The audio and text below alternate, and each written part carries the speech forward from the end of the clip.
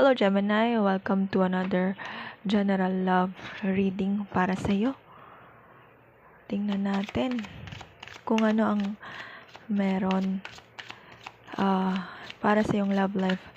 Ito ay for your Sun, Moon, Venus, Rising, Saturn placements in Gemini, or kung ikaw ay madaming Gemini placements sa iyong natal chart. Gamitin mong guide to para sa iyong love life, and bigay sa iba kung hindi ka makaresonate. But before we proceed, gusto ko magpasalamat sa mga bagong subscribers, followers ng ating mga social media accounts, at sa mga repeat clients natin. Thank you so much, lalo na sa mga nag-a-avail ng ating private sessions. Maraming salamat po. I'm more active on TikTok. Kung gusto nyong mag-avail ng reading with me, i-message nyo ako doon. Mas active tayo doon.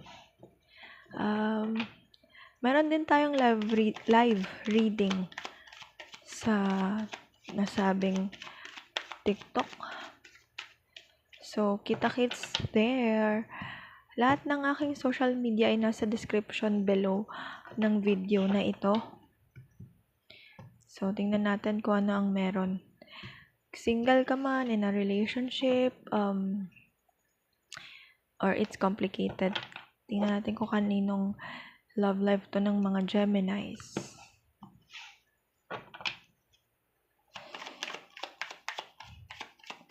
I'm seeing in my head the Star card. That's a wish fulfillment. May finally moment ang mga Gemini. Karamihan sa inyo. Again, kung hindi ka makaresonate, ibigay sa iba. Kung makaresonate, gawin itong guide para sa ikabubuti at ikakaayos ng inyong mga love life.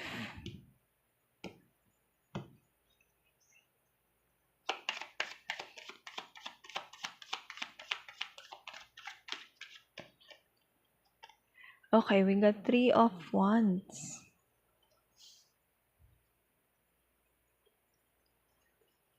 The Wheel of Fortune.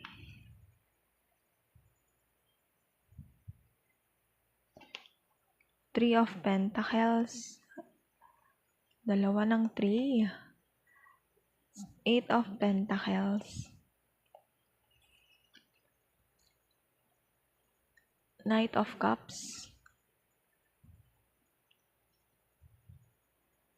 7 of Cups. 9 of Wands.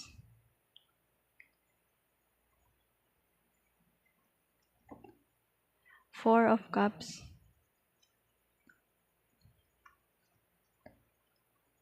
6 of Cups.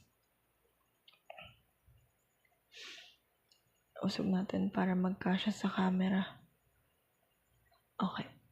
Ang nakikita ko sa iyong love life, Gemini, some of you, nagpaplano kayong magsama, magkita ng person na ka-deal mo, especially if ikaw ay in a relationship. May pagpaplanong pagsasama, pagkikita dito with your person. And meron dito nag-iipon naman para sa mas ikabubuti ng relasyon, mas ikauunlad, ikakaganda ng connection.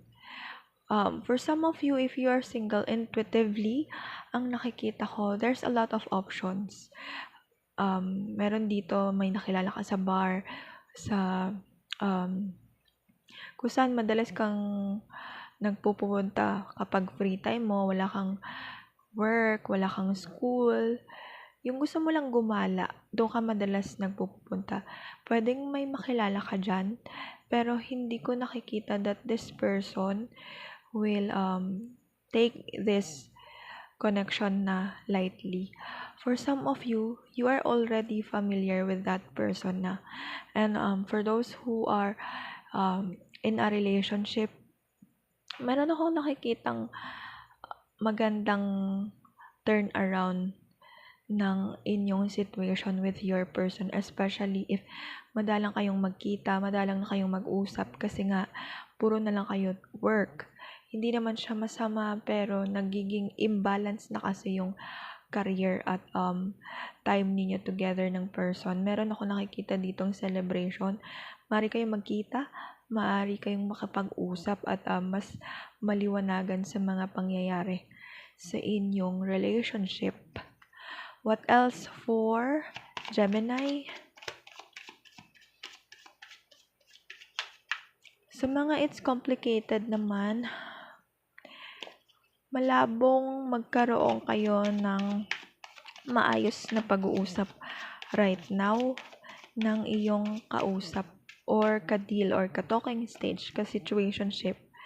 We got the Devil card, the Hierophant, the Hanged Man, 5 of Pentacles, 10 of Pentacles, Page of Wands,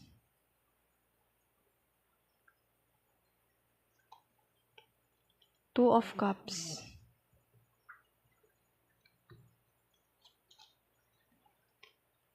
Four of Swords, Seven of Wands, di magkasya, and Death card. Okay.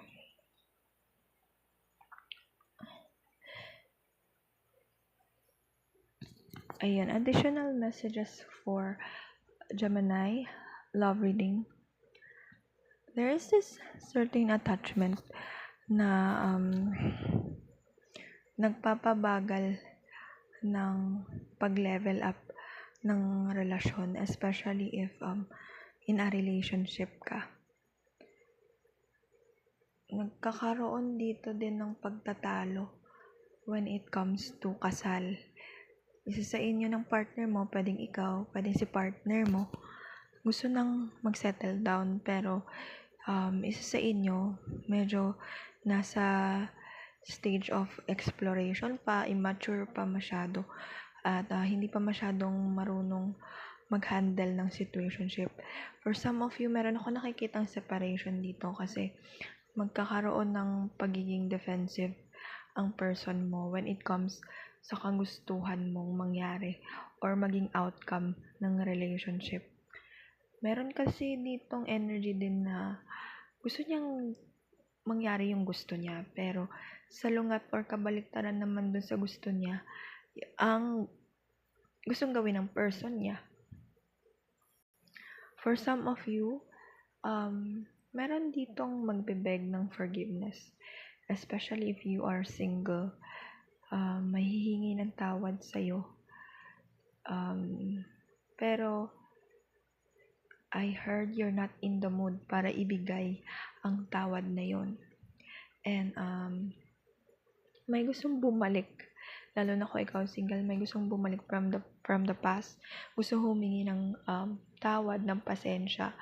Pero ayun ang nakikita ko, hindi mo to basta-basta ibibigay. For some of you, hindi mo papansinin to eh.